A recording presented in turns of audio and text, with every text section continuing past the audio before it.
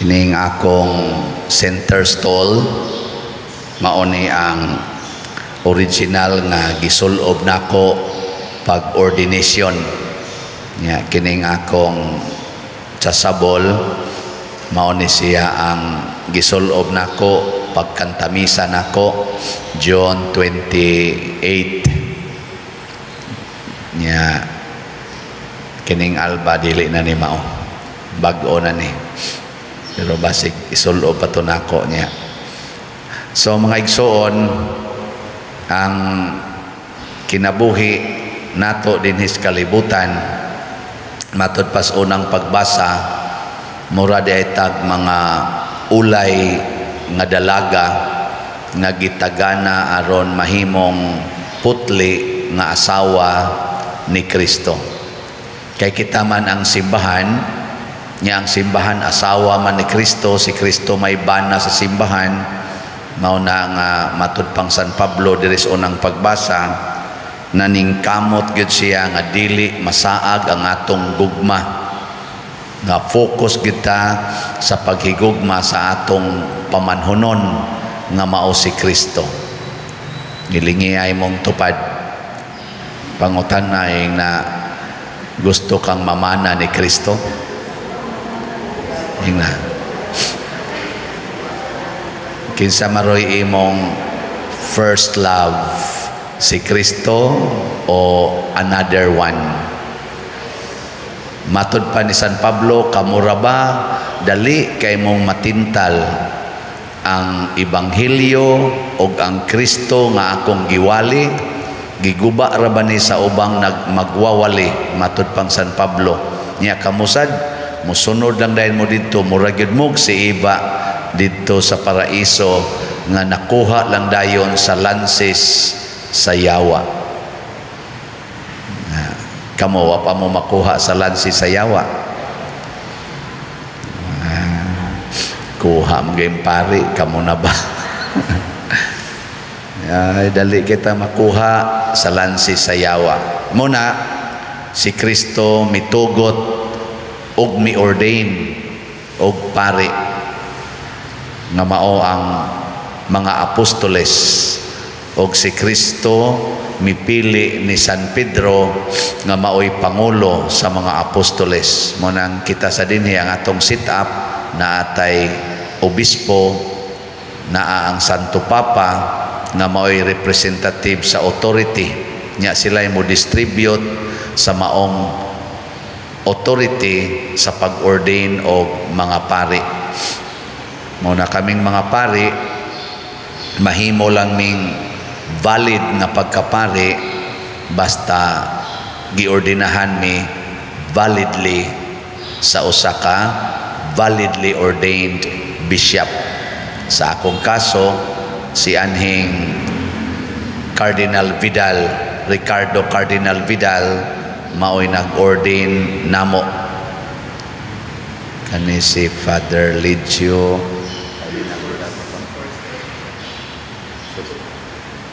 unang batch sa giordinahan ni Archbishop Palma, si Father Lidio, Father Arnel. Ako naman ganining estudyante sa SPFY seminaryo, si Bishop Palma na may nag-ordain.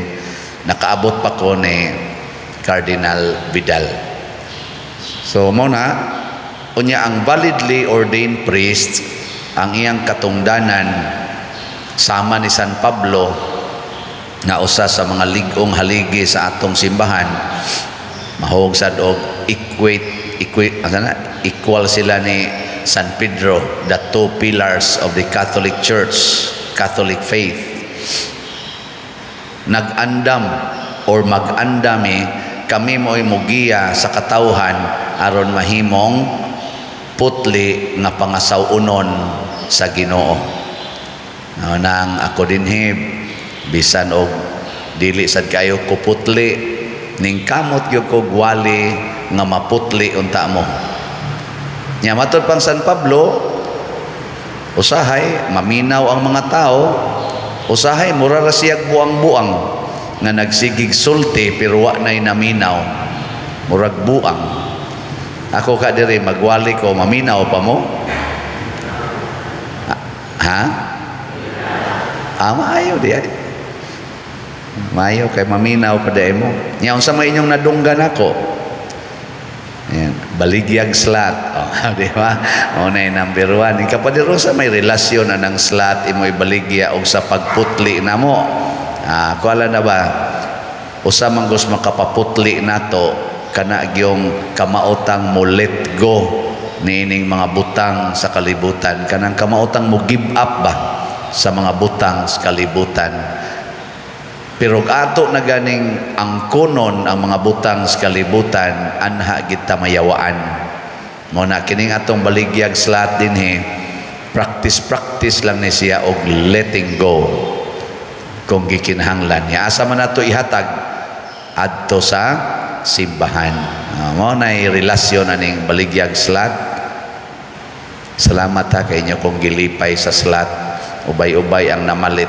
So as of yesterday, ang atong halin niabot na sa SBF DAG, niabot na og 27,256 ka slots. Pakpa. Naapay 48,744 ka slots nga available. Sa ako sang 19 slot challenge para sa ika 19 years nako nga pagkapari, tag 9,500 or 10,000 man to'y worth ato. As of yesterday, niabot na og 115 19 slot challenge ang akong nadawat. Pakpaksad. Niingon man ko nga 60 round tato. Yan, sobra man gahapon. Niingon ko, himuan na lang ng 120. Lima na lay kuwang basin pag matiwas ni karon, no? 120 gini or mulapas pa. Kini siya mga okasyon. Kining tanan nga gibuhat dinhi sa simbahan, ang sistema sa simbahan nga gipatuman namong mga validly ordained priests sa Catholic Church, mga pamaagi ni aron ta maputli ug aron ta masuod sa Ginoo. Sa atong ebanghelyo karon, gitudlo ni Kristo ang pag-ampo nga maogyoy insaktong ampo aron masuod ta sa atong Ginoo. O kung saon man aron mahimot ang intimate sa atong Ginoo, ato siyang tawgon nga amahan, Aba or Father. Kinsa ninyo dinhi ang tinuod yung nahigugma sa atong amahan nga langit nun, taas sa kamot. Kanang wa mo pataas, nahigugma na sa demonyo. Arang-arang kay na ay ubay-ubay kita nga ni angkon nga kita suod or nahigugma gid sa amahan. Unsa may mga pila ka mga timaan nga nahigugma ta sa amahan dinhi sa atong pag-ampo, niingon dinhi matuman ang imong pagbuot dinhi sa yuta, maingon sa langit. Kinsa ninyo dinhi ang wa gyud magsupak-supak sa kabubuton sa Dios, ta sa kamot. Wa na ni isa. Mayo kay mga honest mo. Ang sunod nga timaan nga suod tas amahan, kaning pag-ingon ang kalan-o namo sa matag adlaw ihatag namo karong adlaw. Muratag mga kuyabog bas langgam nga nga naghuwat lang nga hatagan pasabot total trust in God's providence. Kana bang moangkon ta nga wa gid tay mahimo kunwa siya. Maunay ikaduha nga makapasuod nato. Kinsa ninyo dinhi ang wa gyud plano nga magtigom og daghang kwarta taas ang kamot? Arang-arang kay naay ko anit ni isa, no? Kasagaran mga buangon gyud. Magtigom na ganita nya, gusto na ta nga kanang kita na gyud maoy mag-secure sa atong future, mawa na nang angkalan o namo sa matag adlaw ihatag kanamo karong adlawa. Wa moingon ang kalan-o namo karong simanaha or sa matag simana. Wa sad moingon ang kalan-o namo matag buwan ihatag namo karong buwana. Wa, karong adlawa ihatag sad karong adlawa. Mao nay 100% dependence on God nga makaingon ta kun wa ang Ginoo ugma, wa na ko'y mahimo. Pero kana mga nagtigom og kwarta sa bisan pag duha ka tuig, bisan pag napo ka tuig, okay ra nako. Ana kay daghang kwarta. Ni mo ra ba nay gitudlo si Yawa karon? Mo na ingon San Pablo, maminaw ra ba dayon mo sa lain nga ebanghelyo. Unsa may ebanghelyong lain? Moingon pagtigom yug maayo aron secured ang imong future. Unsa may ebanghelyo nga gitudlo nilang San Pablo, ang kalan-o namo karong adlawa ihatag namo karong adlawa. Di ba? Kinsa man ninyo igasunod aning ebanghelyo ni Kristo, taas ang kamot. Maayo. Kinsay nagsunod anang ebanghelyo sa kalibutan nga tigom yun para sa future, taas ang kamot. Mga bakakon. Ako bitaw ngayosay ambot ning akong ubang igsoong pari, nagi moingon ako, Father, pagkuha og insurance para sa imong healthcare o sa imong pensyon. Na kung ano man, sus, Father, dili ra ba permanente nga maitaglawas niya ikaw, pari, wa ra ba kay asawa, wa kay pamilya, kinsa man niya mo secure sa imong future. Nako, ay na lang ko tagai ana. Sa ngano man, nako, nganong magsige pa man ko nag secure sa kong future nga pari man ko. Ang Ginoo may mo secure. Ayaw pagsalig, Father, niingon gyud ang Ginoo, lihok tao kay tabangan ko ikaw. Nako, kada adlaw kong gamisa, kada adlaw kong gadupa-dupa, bintahaan pa ning lihok ka. Isa mo lagi pagtigom. Na kung anong magtigom man ko, nga kung masakit ko, naaman ang simbahan. Di ba? Ang katawhan ba? Naaman. Og nasakit ko, pila ra may pag-post diya sa Facebook, nasakit ko, kinsay ganahan mo tabang o gasto. Dada ko ninyo sa ospital. Nya og wa gani mo da, di anhar ko sa kwarto.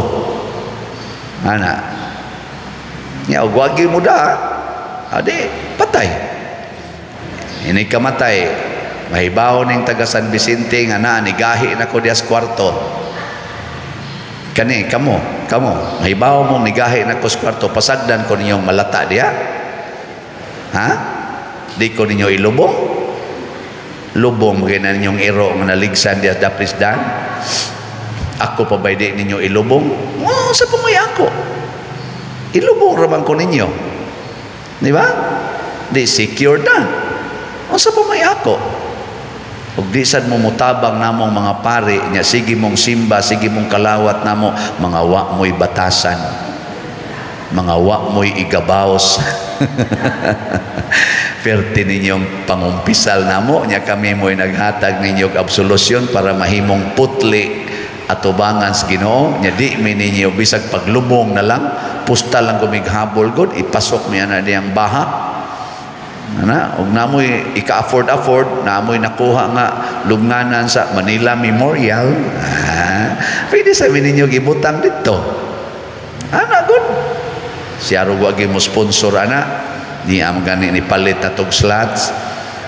Timan ilang ni og pananglitag mamatay ko karong gabi ba, mamatay ko islat-slat lang niya ang lungon.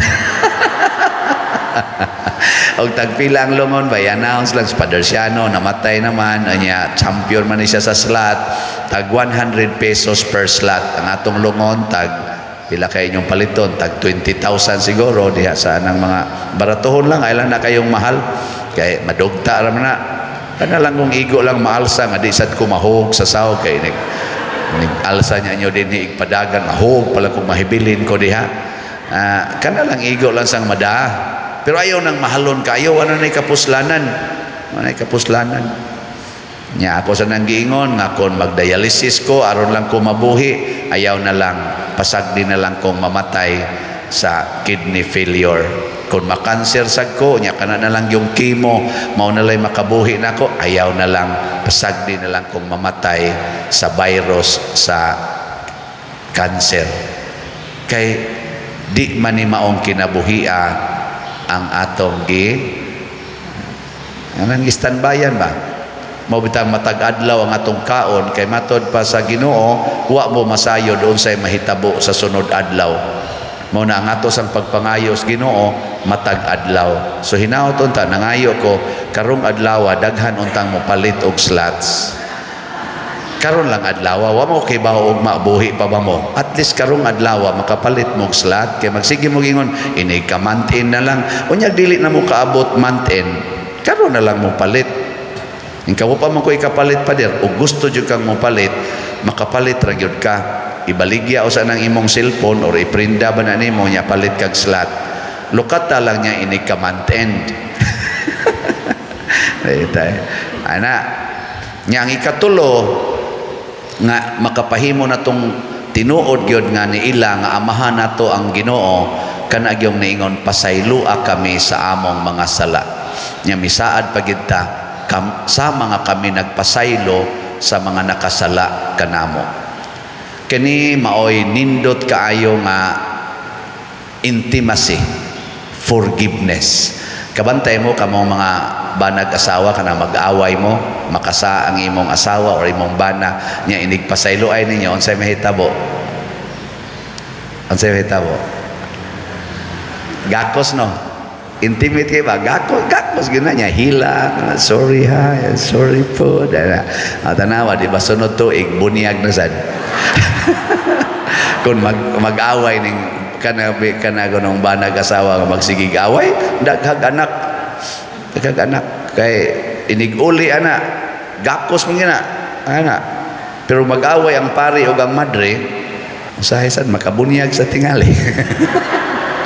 Kung mo kumpiyansa adili wala ra na siya kana ra, praise the Lord rami niya. Ang katapusan nga nindot sad nga makapa-intimate nato kanang niingon ta ayaw kami itugyan sa lisod nga pagsulay or luwasa kami sa mga dautan.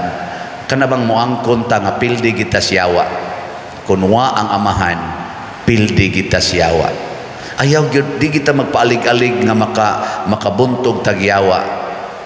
Pero kay naa man tay amahan, musalig pud ta nga wa sa giyawa nga di nato mabuntog basta suod lang ta sa atong amahan. Para pud anang bata mabuwag gani na sa iyang ginikanan, hilak ikakupot na ana. Din agi na mahadlok bisag na apay mga tao dihang mga buangon kanang away-awayon sa laing bata. Bata hilak ikananay nanana siya iyang papa magkupot na magsige na iyon. Musukol na siya basta nana ang iyang papa nagunit na siya. Kabantay mo ana. Mausad na kita.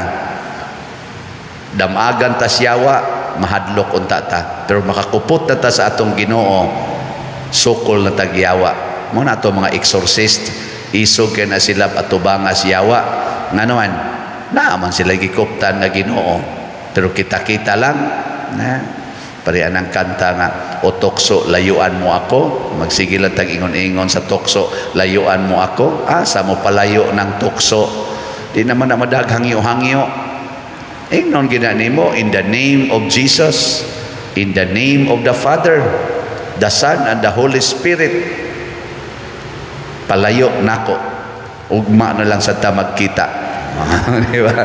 Palayo nako karong adlaw ugma ta magkita na di ka ugma na sad ampo na sa kasamahan namo igdool na sa tukso ugma na lang sa ta magkita kay ang kalanon manamo matag adlaw na moingon nako zaman mubiya na kasi imong sala di lang ko musaad pa der ano di makamusaad makasa lang yapon ko mahimo kong bakakon nako dili ba karong bang adlaw musaad baka nga imo nang isalikoy ang sala karong adlaw Isa o karong adlaw mo pasalig ko, pero di kong pasalig sunod adlaw nako ay na lang tong sunod adlaw kay posible mang mamatay ka karong taod-taod.